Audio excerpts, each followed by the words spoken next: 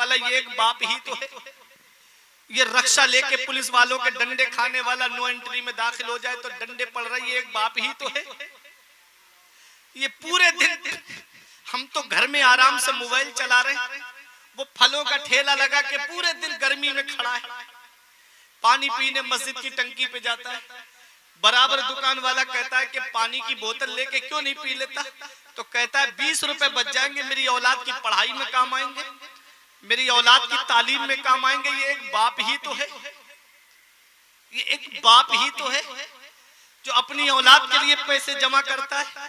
ये फलों का ठेला लगाने वाला एक बाप है, ये रक्षा चलाने वाला एक बाप है, ये पूरी पूरी रात बस चलाने वाला एक बाप है, ये ट्रक चलाने वाला एक बाप है, ये कलकत्ता कमाने जाने वाला एक बाप है, ये दिल्ली कमाने जाने वाला एक बाप है, ये मुंबई कमाने जाने वाला एक बाप है। अरे ये 3-3 साल के लिए सऊदी कमाने जाने वाला ये एक बाप ही तो है जो सोचता है 4 पैसे जमा हो जाएंगे, मेरी औलाद के खर्चे में काम आएंगे। ऐ नौजवानों, ये स्कूल की फीसें भरने वाला एक बाप है, ये कॉलेज की फीसें भरने वाला एक बाप है, ये यूनिवर्सिटी की फीसें भरने वाला एक बाप है। अरे डॉक्टर बनाने वाला एक बाप है, पुलिस में दाखिल कराने वाला एक बाप है, अरे इंजीनियर बनाने वाला एक बाप है, IAS IPS बनाने वाला एक बाप है, हाफिज बनाने वाला एक बाप है, आलिम बनाने वाला एक बाप है, मुफ्ती बनाने वाला एक बाप है, कारी बनाने वाला एक बाप है। आज वही बाप बूढ़ा हो जाए, उसका बिस्तर घर से बाहर कर दिया जाता है। हमारे कमरे में AC चल रहा है, हमारे कमरे में कूलर चल रहा है, और बाप है कि हाथ वाले पंखे से हवा करके अपने शब रोज गुजार रहा है। क्या इसी दिन के लिए माँ बाप औलाद को जवान करते हैं? क्या इसी दिन के लिए माँ बाप औलाद को पालते हैं? हम कौन सा मुंह लेके जाएंगे महबूबे दावर के सामने, कौन सा चेहरा लेकर जाएंगे शाफ़े महशर के सामने? कयामत में हमारे नबी ने हमसे पूछ लिया कि बताओ माँ बाप की दौलत मिली थी, बुढ़ापे में क्या सलूक करके आए? क्या कहोगे कि उनका बिस्तर घर से बाहर निकाल कर आए? क्या कहोगे उन्हें टीनों झोपड़ियों में रहने पे मजबूर करके आए? बाप क्या है इसका पता हमें तब चलता है जब हम खुद बाप बनते हैं। जब खुद की औलाद होती है ना, तब पता चलता है कि बाप क्या होता है। खुद की औलाद की अगर तबीयत खराब हो जाए तो आज हम तिरौरा के डॉक्टरों के घरों के चक्कर लगाते, यहाँ के डॉक्टरों से फायदा नहीं होता, मुजफ्फरपुर लेकर के जाते हैं, वहां के डॉक्टर से फायदा नहीं होता, पटना में लेकर के जाते हैं, बड़े से बड़े डॉक्टर को दिखाने की कोशिश करते, यहाँ से फायदा नहीं होता, दिल्ली एम्स वगैरह में लेकर के जाते हैं। क्या कहते हैं डॉक्टर साहब? जमीन बिके तो बिक जाए, मकान बिके तो बिक जाए, प्रॉपर्टी बिके तो बिक जाए, लेकिन मेरी औलाद को कुछ नहीं होना चाहिए। आज हमारी औलाद बीमार पड़ी, हमारी रात की नींदें उड़ गई, आज हमारी औलाद बीमार पड़ी, रातों की नींदें हमारी उड़ गई। अल्लाह अकबर, कभी सोचा है बचपन में जब हम बीमार पड़े थे, यही हमारा बूढ़ा बाप है जिसकी आज खांसी हमको अच्छी नहीं लगती, इसके पैर में चप्पल नहीं होती, लेकिन हमको डॉक्टरों के पास लेकर गया। यही हमारी बूढ़ी माँ है जिसने अपनी चादर सर्दी में अपनी औलाद को उड़ा दी, खुद तो सर्दी में ठिठरती रही, लेकिन अपनी औलाद को सर्दी नहीं लगने दी। आज वही माँ बाप बूढ़े हो गए, उनके बिस्तर घर से बाहर कर दिए जाते हैं। ईद के मौके पर हमारे बच्चे सेवई खाएं और माँ बाप हमारे बच्चों का चेहरा देखे, बकरा ईद के मौके पे हमारे बच्चे गोश्त खाएं और माँ बाप हमारे बच्चों का चेहरा देखे। क्या इसी दिन के लिए माँ बाप ने औलाद को जवान किया था? क्या इसी दिन के लिए माँ बाप ने औलाद को पाला था? ऐसिया माँ बाप के साए की ना कदरी ना कर, धूप काटेगी बहुत जब ये शजर गिर जाएगा। इस वक्त के बारे में तो सोचा भी न था, पेटों से ज़ईफ़ी में हुई खत्म रसाई, घर बार तो बांट लिए शौक से फुरकान, हिस्से में किसी के मगर माँ नहीं आई। वक्त ठुकरा देगा एक दिन मेरी सारी ये कुर्बानियां, दामने उम्मीद में फकत नाकामियां रह जाएंगी। शादियों के बाद बेटे तो अलग हो जाएंगे, बाप के हाथों में फकत बैसाखियां रह जाएगी। बुढ़ापा क्या जवानी क्या ये बचपन बांट लेते हैं, न होकर दिल में गुंजाइश तो आंगन बांट लेते हैं। नहीं मंजूर हिस्से में किसी बेटे को अपनी माँ, मगर आपस में बूढ़ी माँ के कंगन बांट लेते हैं।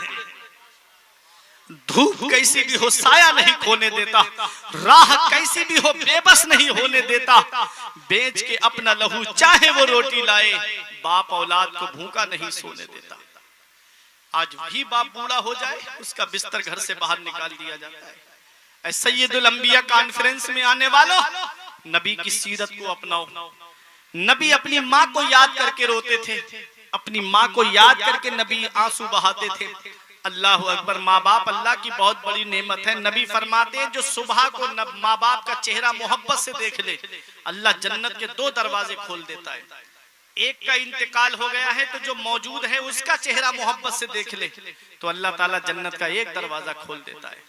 और दोनों का इंतकाल हो गया है तो नबी ने फरमाया कि जो बेटा जुमे के दिन अपने माँ बाप की कब्र की जियारत कर ले तो ऐसा बेटा माँ बाप के साथ हुस्ने सुलूक करने वालों में लिखा जाता है।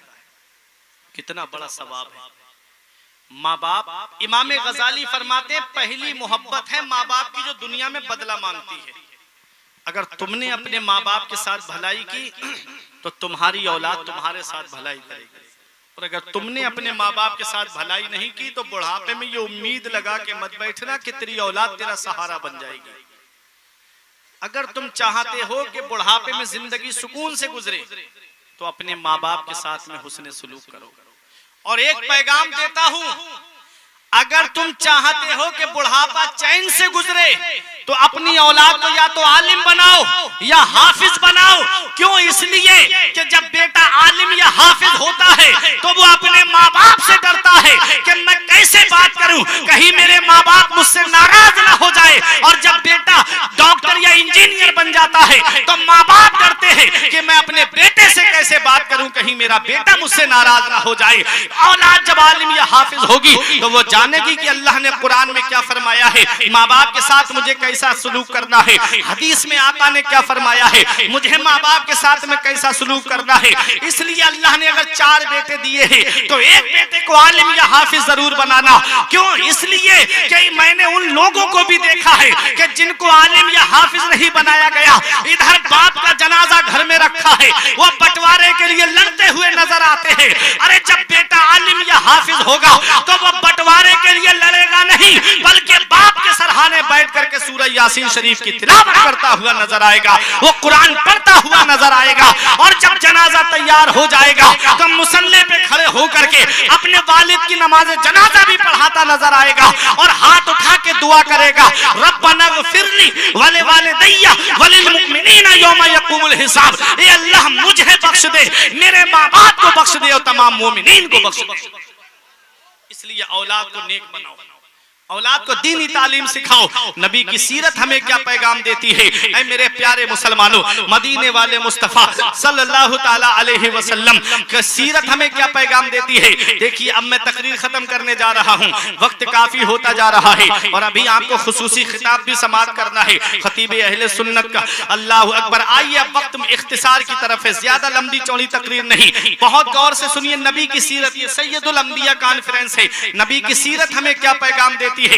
मदीने वाले मुस्तफा सल्लल्लाहु अलैहि वसल्लम जब 8 साल के हुए तो दादा का साया भी सर से उड़ गया। अब किफालत में किसकी आए? जनाब अबू तालिब की किफालत में आए, अपने चचा की किफालत में रहते रहे। जब उम्र शरीफ 25 साल की हो जाती है, अब यही बात बता रहा हूं, तकरीर खत्म करने जा रहा हूं। जब उम्र शरीफ 25 साल की होती है तब नबी करीम सल्लल्लाहु ताला अलैहि वसल्लम का पहला निकाह होता है। बताओ मेरे नबी का पहला निकाह कितनी साल की उम्र में हुआ है? 25 साल की उम्र में हुआ है। और किसके साथ निकाह हुआ? हजरत खदीजतुल कुबरा के साथ में निकाह हुआ है, वो भी 40 साल हजरत खदीजतुल कुबरा। अगर मैं आपसे पूछूं कि नबी का पहला निकाह किस उम्र में हुआ है तो इल्ला माशाअल्लाह कुछ लोग ही बता पाएंगे। और अभी मैं आपसे पूछूं कि कौन से हीरो की फिल्म सुपर डुपर हिट हुई, तब ये मेरी कौम के लोग बता देंगे। अभी पूछूंगा आईपीएल में कौन से क्रिकेटर ने शतक मारा है, तो ये मेरी कौम के नौजवान बता देंगे। इन्हें पता नहीं है तो अपने नबी की सीरत नहीं पता है, इन्हें पता नहीं है तो अपने नबी की तारीख नहीं पता है, इन्हें पता नहीं है तो अपने नबी की हिस्ट्री नहीं पता है। आओ देखो नबी का पहला निकाह 25 साल की उम्र शरीफ में होता है। और जब नबी ने निकाह फरमाया तो किसी 16 साल की कुंवारी लड़की से निकाह नहीं फरमाया है, बल्कि 40 साल बेवा हजरत खदीजतुल कुबरा से निकाह फरमाया है। दुनिया हैरान होकर अर्ज करती है या रसूल अल्लाह, आपके लिए लड़कियों की कमी नहीं थी। हर कबीला चाहता था कि मोहम्मद का निकाह हमारे कबीले में हो जाए। नबी ने निकाह फरमाया तो 40 साल की बेवा हजरत खदीजतुल कुबरा से निकाह फरमाया है।